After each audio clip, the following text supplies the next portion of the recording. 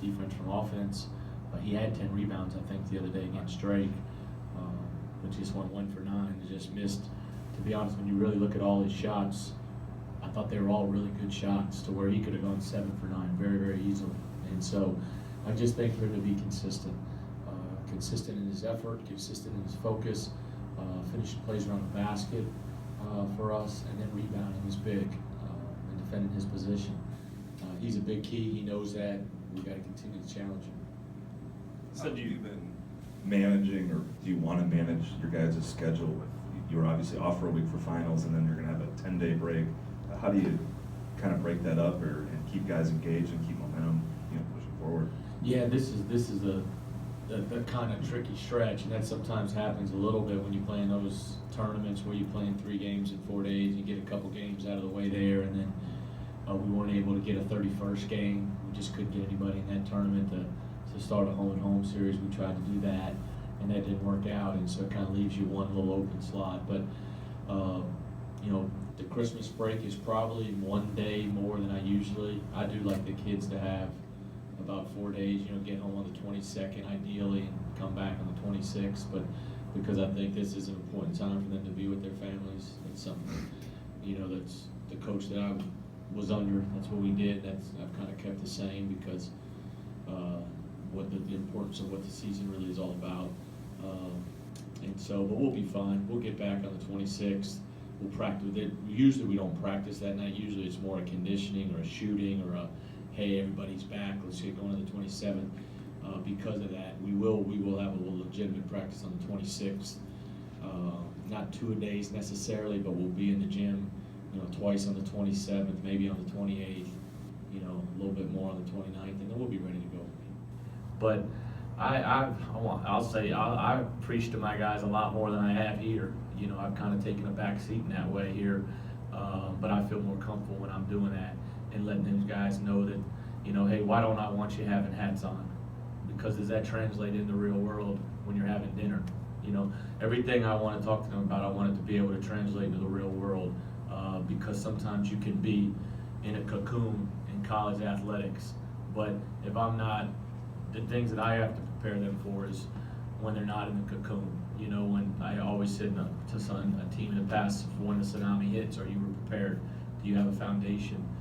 Do you understand how to be successful in the real world? And so I preached a whole lot more in the past, but I feel more comfortable doing that. And so I think the guys got a good message. I think they saw yesterday we weren't very good defensively, but I like our group, and I think when we get it all together, because we are kind of tinkering how we want to play offensively, small, big, there's a lot of moving parts, but I think we're starting to get a good feel for it, and we made some really good steps offensively, though, the other day. Did you suggest that Daryl apologize?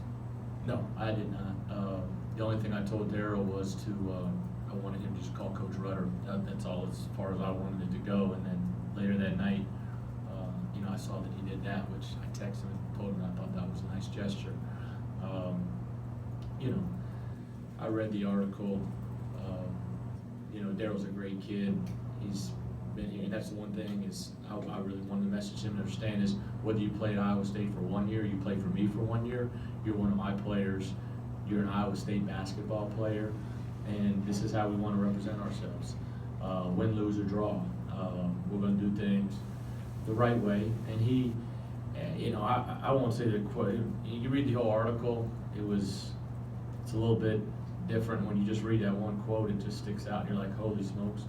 But I think I think our whole team understands that it was wrong, and I think Daryl handled it professionally, and so I'm proud of him for doing that and move forward. But the only thing I just asked him to do was call Coach Rutter, and he did that. Steve, you had talked about Saturday. You were trying to get this offense to run and run and run. Do you feel like you can play even faster than what we saw Saturday? Yeah, I talked to one of my best friends, coaches with the Rockets, and they were playing really good, and we just talked about running and playing in transition and playing small and spreading people out, and so you've got to run. What I want these guys to get to where we're not running sets, we're just running the floor, we're playing basketball, and we're moving the ball, we're sharing the ball, and so I thought Naz especially did a great job of really getting out and running wings. I think our team did kick it ahead. And now we've really got to try to continue to harp on that while continue to grow defensively.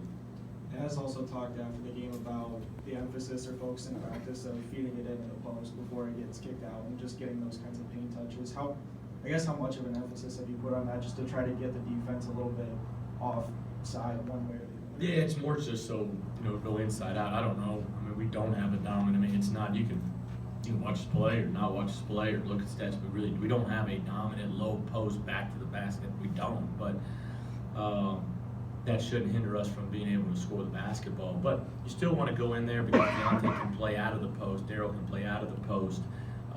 We can go inside out, chase ball screens, sprint to ball screens, get movement off the post. And so that's what our biggest emphasis was with that, and it still will be. Not having a dominant post presence, the most obvious reason why paint touches would be an issue, but is also difficult because I wouldn't say maybe any of your guys, their best thing that they do is put the ball on the floor and drive to the rim. Does that add to it? Well, that's why we got to play at a certain pace. We got to continue to flatten the defense out. We got to continue to move the ball. We say the 1 second rule. All the good offensive teams have it. You got a half-second rule. Really, you got to move the ball with the pass. You got to move the ball with the pass. So we have bigger driving lanes. So we have more space to drive it.